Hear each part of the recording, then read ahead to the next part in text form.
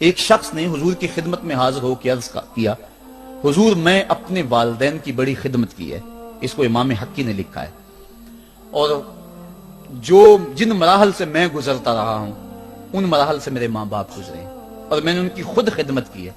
آج بیٹے بیویوں پہ کام چھوڑ دیتے ہیں کہ بیوی خدمت کرے گی. احسان دانش کہتا ہے کہ میں نے اپنی بیوی کو ہاتھ نہیں لگانے دیا. میں نے کہا میرے ماں باپ ہے، یہ خدمت اور کوئی حاصل کیوں کرے، یہ تو میں حاصل کروں گا. تو ساری خدمت میں نے خود کی. جس طرح انہوں نے نوالے توڑ توڑ کے میرے منہ میں ڈالے، میں نے بھی حضور ایسے کیا. جس طرح میرے لیے میری ماں رات جاگتی رہی، میں بھی اپنی ماں کے لیے جاگتا رہا.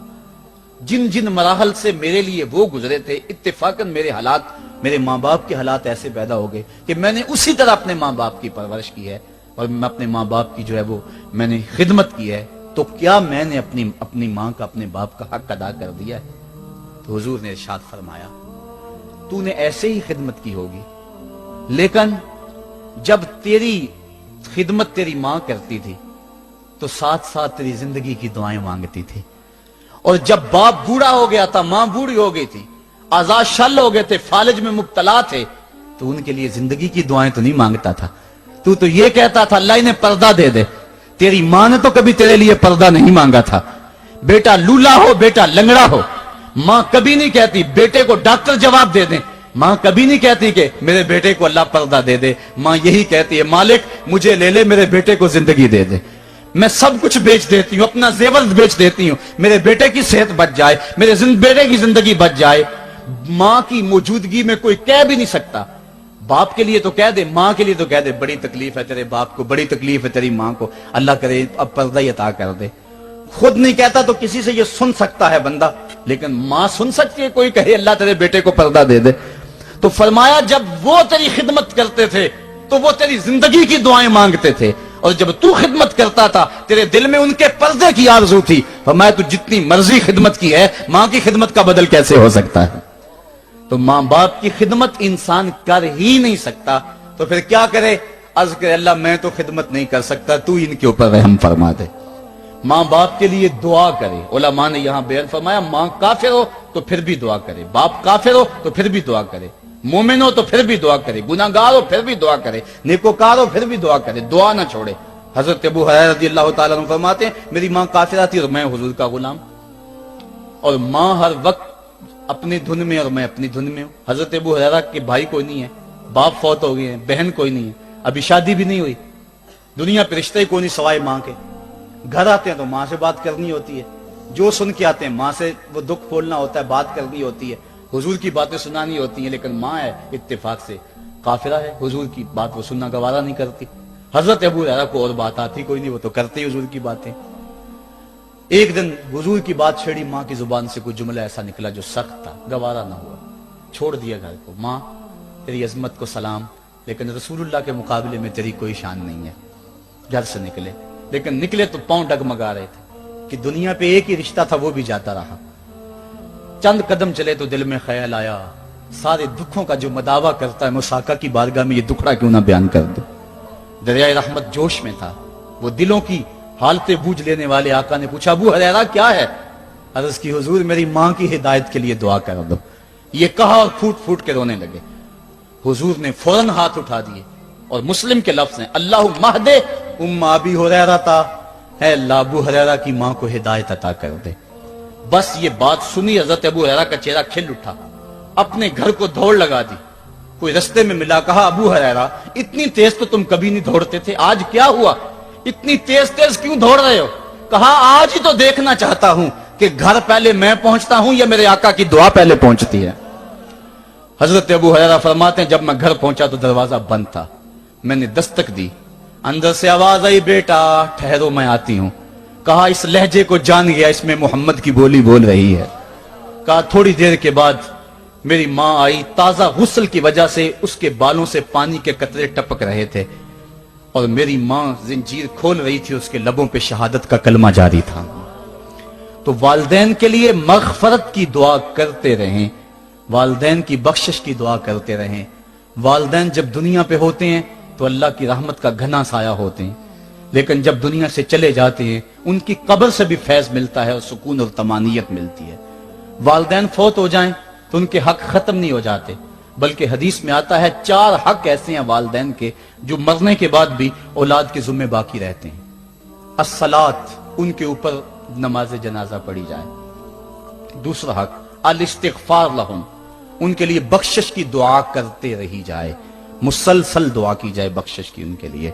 اور ایک روایت میں نے پڑھا ہے اگر کوئی بندہ اس کے والدین حالت ناراضگی میں فوت ہو گئے، والدین ناراض تھے، موقع نہ مل سکا منانے کا اور والدین فوت ہو گئے، تو حدیث میں آتا ہے کہ وہ کثرت کے ساتھ، ایک تو اپنی خالہ کے ساتھ، ماں اگر فوت ہوئی ہے تو باپ ہوئی ہے تو باپ کے بھائیوں کے ساتھ اس نے سلوک کرے، باپ خوش ہوگا۔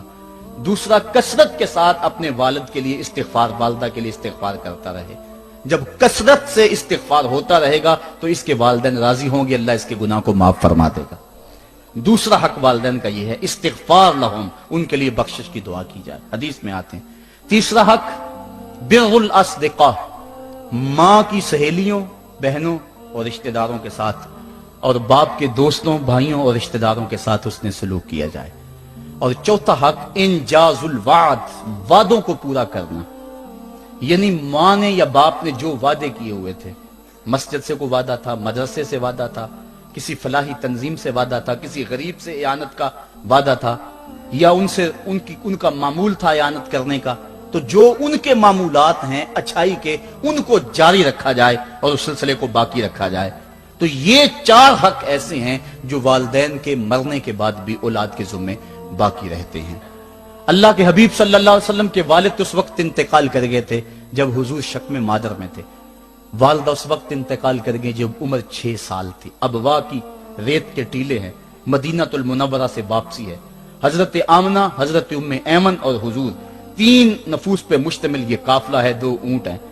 حضرت آمنہ کو بخار ہو گیا، جان گئی کہ یہ میرا بخار جان لیوا ثابت ہوگا، ام ایمن کو بلایا، حضور کا ہاتھ پکڑ کے ان کے ہاتھ میں دیتے ہوئے کہا ام ایمن میرے اس بیٹے کو بحفاظت امیر قریش عبد المطلب تک پہنچا دینا۔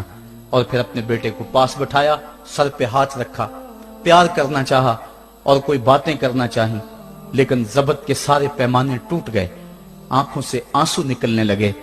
بیوہ ماں نے جب اپنے در یتیم کے سر پہ ہاتھ رکھا تو پھر عرب کی ریت کے ذرے بھی رونے لگے۔ سیدہ آمنہ نے روتے ہوئے چند جملے کہے جو ابن حشام نے محفوظ کیے، کہا بیٹا ہر نئی چیز نے پرانی ہو جانا ہے اور ہر باقی نے فنا ہو جانا ہے، میں بھی جا رہی ہوں، وہ ذکری باق، لیکن میرا ذکر نہیں مٹے گا، وہ ولد تو تہرا، اس لیے کہ تیرے جیسا پاکیزہ بیٹا چھوڑ کے جا رہی۔ جن ماؤں کے بیٹے اتنے اچھے ہوں ان ماؤں کا تذکرہ نہیں مٹا کرتا۔ یہ جملے کہے اس کے بعد حضرت آمنہ نے آنکھیں بند کر لی۔ حضور علیہ الصلوۃ والسلام اپنی ماں کے جسد پہ پھوٹ پھوٹ کے روئے، ریت کے ٹیلے میں ماں کی تدفین کی، اوپر مٹی انڈھیل دی، آنسوں کا چھڑکاؤ کیا۔ آج ہو بھی کیا سکتا تھا، مدینہ تو رسول میں حضور کی والدہ فوت ہوتی تو آقا کریم کے لیے، ماں کے لیے کتنے صحابہ جنازے میں آتے، کتنے لوگوں کا ہجوم ہوتا، جنت سے فرشتے بھی پھول لے کر آتے، لیکن آج نہ کوئی جنازے میں شامل ہے۔ وہ کیا کسی نے کہا تجھے کن پھولوں سے ہم کفن دیں، تو جدا ہی ایسے موسموں میں ہوا جب درختوں کے ہاتھ پھولوں سے خالی تھے۔ حضور آنسوؤں کا چھڑکاؤ کیا اور ام ایمن کے ساتھ چمٹ کے بیٹھ گئے، اور حضرت ام ایمن نے جناب عبد المطلب تک پہنچایا، اور 8 سال کی عمر تھی کہ عبد المطلب رضی اللہ تعالیٰ عنہ کا بھی انتقال ہو گیا۔ ابن حشام نے لکھا ہے جب امیر قریش کا جنازہ اٹھا تو پورا مکہ امڈ آیا، اور ایک بچہ تھا جس کی عمر 8 سال ہوگی، وہ کبھی اس دیوار سے لگ کے روتا تھا، کبھی اس دیوار کے ساتھ لگ کے روتا تھا۔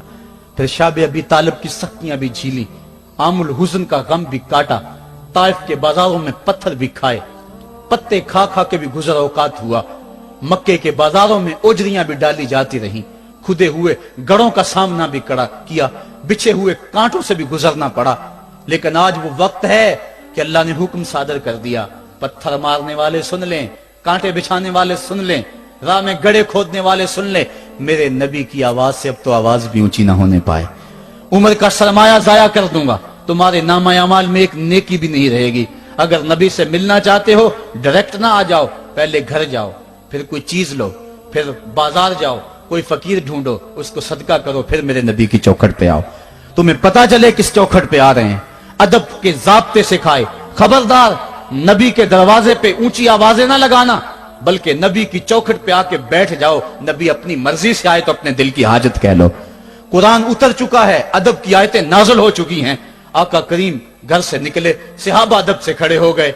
हुजूर की नजर पीछे पलट के 6 साल की उम्र में अबवा की रेत के टीलों में गर्दिश करने लगी, और फिर आका ने रोते रोते फरमाया, काश आज मेरी मां जिंदा होती और मैं लोगों को नमाज शाब पढ़ा रहा होता और उसमें सूरा फातिहा की तिलावत कर रहा होता, फिर मेरी माँ को मेरे साथ कोई काम याद आ जाता। मेरी माँ दरवाजे की चिलमन को सरका के कहती, इब्नी मोहम्मद, मेरे बेटे मोहम्मद मेरी बात सुनो। फरमाया, लोगों मैं अपनी नमाज तोड़ के पहले माँ की बात को सुन लेता।